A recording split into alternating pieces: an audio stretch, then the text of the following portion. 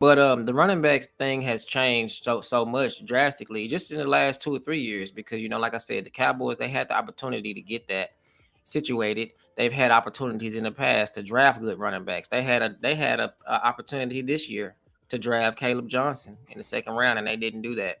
And Um, Devin Neal. Devin Neal, Damian Martinez, they could have got any of these guys, and they decided not to. And also, see, I remember Zeke, Henry, Saquon, they were all drafted around the same time. But the way that the running back game has changed, there isn't really like a bell cow situation anymore, or there should not be. And you're seeing the remnants of that now. It's kind of like with Derrick Henry and Saquon still being in their prime or still performing at their peak, and Zeke is retired basically. And so they came in at the same time. Now, at the beginning of their careers, Zeke was way better than them, but he also got like twice and three times as many carries as they did their first 5 years because he was a dedicated bell cow back. He was the person that you really, really, really give the ball to. He could take it to the house. He did everything. He blocked good. He caught the ball at the backfield. He could take it to the house at any time. But you know, this day and age, you need more than one. You need thunder and lightning. You need Zeke and Tony Pollard both in their prime in order to have a successful running back. But you could have got Henry. So now it's kind of like you're gonna be looking at Jaden Blue and Phil Maffa, or Jaden Blue and Javante Williams, or you're gonna be looking at two people. You might end up having, if they're not good enough, you might end up having to trade for a running back, or he would have been the bell cow. Yeah, for sure he would have. But also, see, in me and my dad's mock drafts, we wasn't just doing like the bell cow. We were doing Caleb Johnson, but then we would also do Jaden Blue at the end. So we would make sure that we was getting two. So yeah, we would get Caleb Johnson, but you would also make sure that you get someone like Blue. You know what I'm saying? Somebody that can come in and still take it to the house on any given play. So it's just kind of messed up the way the Cowboys have done things. They're gonna do the running back by committee, and I'm gonna let my dad explain to you how what's Tom Landry invented the third down back and how that changed the game. And so what we need right now is we need for the Cowboys and someone on their in their team, in their facility, to have an innovative idea or something innovative that can fix the running back situation as we currently have it. It's not outside. You have to think. We have to think outside the box if that's trading for somebody or whatever the case may be. But they need to be doing something innovative that can change the game to where they can say, "Oh yeah, well they solved that problem by doing this." So in the 70s, and I like to tell a lot of OG Cowboy stories. I grew up in the 70s. Of course, that's when the Cowboys became America's team. But what Landry did when they drafted Dorsett, Dorsett wasn't a like physically imposing back. So Tom Landry purposely went about just reducing his carries. Dorsett didn't like that, by the way. But so he had, Preston Pearson. We did our first show about Preston Pearson being basically the invention of the third down back. The other reason it happened is Tony Dorsett couldn't catch. Yeah, he had bad hands. And Landry liked to run screens. He was like the professor of the screen game. And so he introduced Preston Pearson. He later drafted Ron Springs. He had a lot of other different backs, but Dorsett didn't get a lot of carries, and it really extended Dorsett's career. He later had some kind of knee injuries. Back then when you got a knee injury, that really kind of changed your career, unlike now. But yeah, so Landry was innovative the way he did it, and Tom Landry, if he had been around when we drafted Zeke, Zeke would still be with us because he wouldn't have ran Zeke into the ground. And so So even an OG coach like that knew better. so now we're talking about that. What was something that was innovative that Jimmy did pertaining to the offense or running back, if you can figure something out like that? So, as you know, offensively, Jimmy really turned everything over to Norv. Now, the thing that Norv would do offensively, Emmett got a lot of touches, But Nord would throw the ball to Emmett a lot. That's what Jason Garrett and Scott Lanahan got away from. They would try to say that they was using the Norv Turner offense. They were using a variation of it. But what Norv would do, to answer your question, he would throw the ball to Emmett, and Emmett had terrific hands. And so he would just get Emmett out in open space. And the thing about Emmett that's different from these backs is you just never could get a good hit on him, no matter where he was. So if he was running, you just couldn't get a good shot on him because he had the great line. But when Noah would throw him the ball, running backs couldn't cover him, and next thing you know, this running back who might be the best ever, he's just in wide open space, and you know what happens then. So that's what they did that was innovative. They would throw the ball to Emmett all the time. I've been watching the throwback games, as you know. I was Right. watching the '93 NFC Championship game. The first half, Emmett had like 6 catches, and they couldn't cover him. He scored on one. He scored on a touchdown wide open. Nobody was near him. Is that real? It's Mm. traded. Oh, that's a Trader Booker. Okay, I Okay, thought but anyway, I thought it anyway, said Tyler Booker.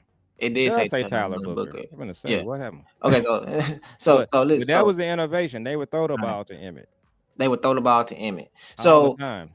we need to be figuring out what's something that's innovative that Shoddy can do and that our offensive coordinator can do to our with our backs that can change the game to where it's unexpected.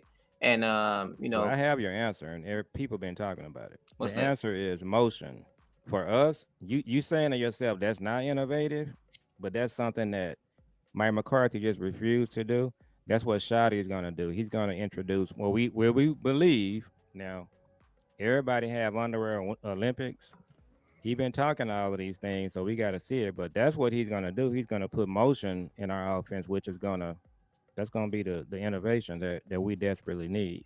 Because I'm talking about like like the two back system is Mm-hmm. very very very helpful because it's just like when you look at the Lions and they got Montgomery and they got Jameer Gibbs. I mean that's a hard combination. When Yeah, you look at like the Bucks and they got uh what's his name and Ronald Jones.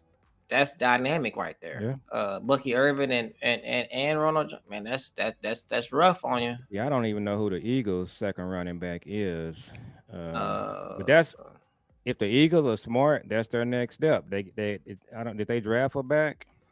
Because mm, because Saquon, I'm gonna tell you something that I think might happen with Saquon, and you heard it here first. mm-hmm.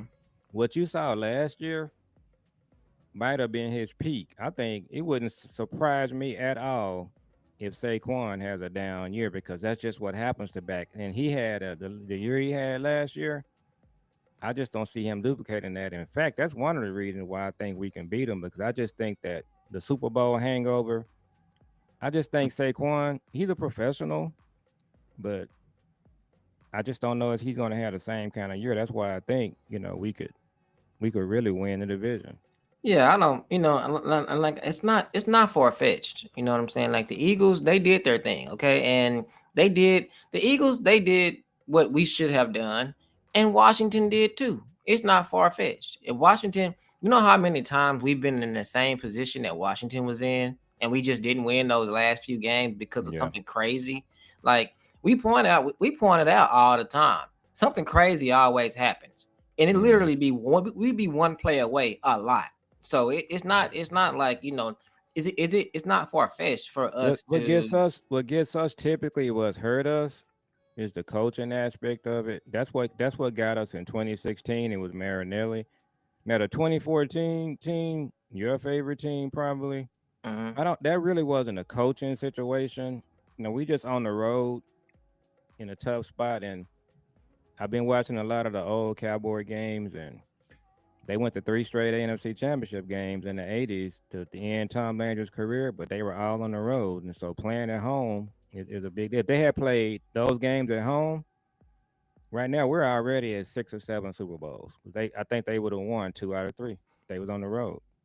Yeah. So it's kind of like that's what has happened in the past, and that's what I think that's I have a feeling that's changing, and really because it's so obvious. You know what I mean? It's not like, it's not like a question mark. Shotty and his staff, I'm pretty sure well, I don't that's not that I'm pretty sure. They know that that's the problem and they've said that, they've acknowledged that. So they're Mm, coming in to change that.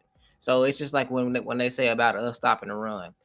I can guarantee you right now that every single day, that's all that Eberflus is talking about. that's why I said I don't think he's gonna get a grace period. And if he's not stopping the run in these first 4 games, boy, tell Hey, you, I wouldn't want to be him. yeah, now yeah, it's gonna be rough on him if he not stopping the run because I'm telling you, that's all that we've been talking He's about. going to essentially become the head coach. That's what's going. Well, in terms of criticism, Nah, they're going to be looking at him. salute, Luke. What's up, Hey, man? Lou, appreciate it. We Yeah, chatted earlier today. Yeah, if Oberflus is not stopping the run in the first 4 games, Shotty, he's gonna get a pass. yeah, Everything is gonna be all of the guns are gonna be pointed at Eberflus. for sure. It's I not, agree. and it's not gonna be at Mozzie either. It's not gonna be at Mozzie. Nah, it No, ain't gonna be it. it's No, gonna they're be not at the gonna. coach. Yeah, and they not gonna be saying it's because of injuries or none of that. Mm, And I'll do mm-mm. you one better. What's gonna happen is if they're not stopping the run, you're gonna hear people saying that they're not using Mozzie correctly. It's not gonna be that Mozzie is not playing well. That's what's gonna happen.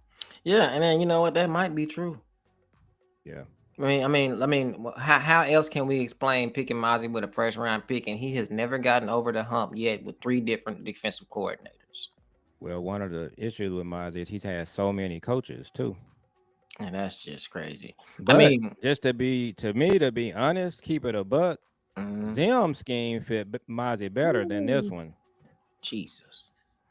What? He said JVB boy said that our run defense ranked 29 last year. Woo! Yeah, it the last half of the season it was better. If you just looked at the last half, they were much better, and they actually got a lot better when Michael came back too. And So that's what I yeah, was also saying this too. These numbers kind of do be fool goal a lot of time because it's just like, yeah, yeah, if you get out on front of teams all the time, your running defense is gonna be great because but they teams just are never gonna run the ball. they just played better the second half. When Woo! Michael returned and Mm. Donovan Wilson started playing, yeah, those stats, and we've seen Woo. that's Eberflus. Now I've seen stats also where Eberflus was top in the league, and it's so those stats are all Oh over yeah, the place on yeah, Eberflus. yeah. I seen them too. When they came out, they was talking about when he was with the Colts and all of this kind of stuff and how they had good defenses and stuff. Yeah, He said complete 180. 180 yard No, he defensive said he said run. no, he said our defense had a complete 180 Oh, when Michael complete returned. 180. Yeah, Yeah, no, they for played a sure. lot better, and Nah, Donovan Wilson started playing better too because what Zim he figured out how to use him. ah man,